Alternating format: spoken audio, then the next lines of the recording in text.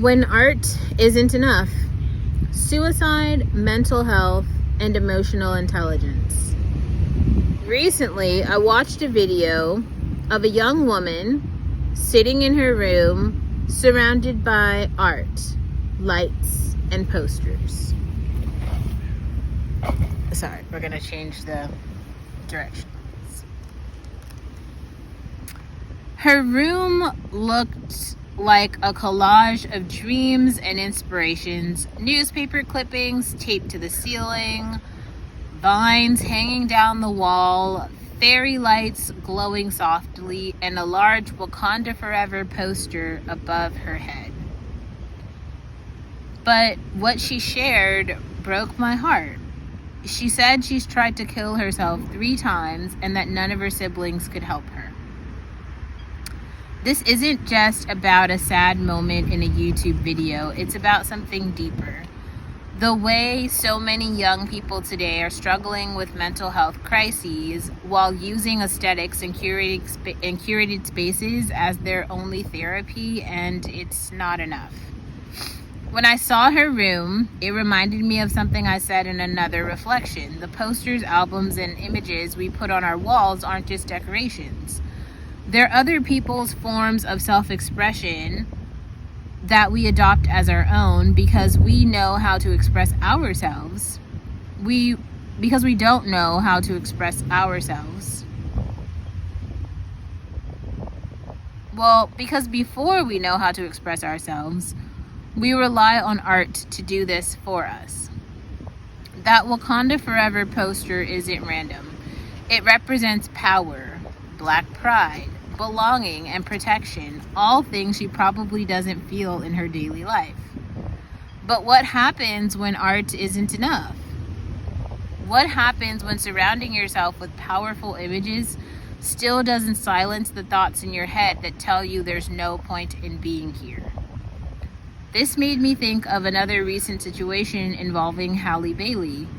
Reports came out that during her relationship with DDG, she sent him messages about her suicidal thoughts. In one incident, she showed up at his house, took his gun, and called his mother to tell her she was going to kill herself. Halle Bailey is beautiful, talented, successful, and admired by millions. From the outside, she looks like she has everything. But mental health doesn't care about your success. Suicidal ideation doesn't care about your talent. And these struggles are silent, private, and deeply internal. What these two situations reveal is a dangerous pattern. They show us that many women, especially young Black women, are dealing with severe mental health crises beneath the surface of curated aesthetics, achievements, and outward confidence. In the case of Halle Bailey, this wasn't just about depression. This was a moment of emotional crises that crossed into someone else's safety. Because threatening suicide in front of someone else, taking their weapon, and calling their parents isn't just a deep cry for help. It's also a way of making your pain their responsibility. And while the pain is real and should be met with compassion, it's also important to recognize the impact that these actions have on others. This is where emotional intelligence becomes critical. Emotional intelligence is often misunderstood. People think it means being nice or understanding others' feelings, but at its core, emotional intelligence is about understanding yourself. It's about knowing when your thoughts are spiraling. It's about recognizing your triggers, your insecurities, and the parts of you that are desperate for validation, love, and safety. For the young woman in this video, her art-covered room is her attempt to create safety.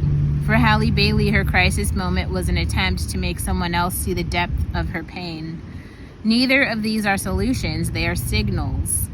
Signals that something is deeply wrong and that therapy, mental health support, and internal work are urgently needed. Because aesthetics are not substitutes for healing, achievements are not substitutes for internal peace, and no romantic partner, friend, or family member can be your entire mental health support system. That's why therapy exists. That's why learning emotional intelligence matters. At the same time, it's important to acknowledge that these struggles are not about weaknesses. They are about wounds. Often wounds that go back years, sometimes into childhood, to family dynamics, to feeling unloved, unseen, or unworthy. Healing those wounds is not about blaming yourself for having them. It's about taking responsibility for your healing process so you don't keep bleeding onto other people who didn't cut you. Watching that young woman speak about her suicide attempts in her art-filled room reminded me of something essential. Art helps us survive, but it can't save us. We can cover our walls with powerful images, quotes, and aesthetics that inspire us, but if we don't do the work to heal what's hurting inside, the darkness will remain. And that's why before you take down your posters, before you throw away your albums, before you erase the small expressions of yourself you built, pause. Ask yourself what they represent. Ask yourself what parts of you they're helping you hold on to.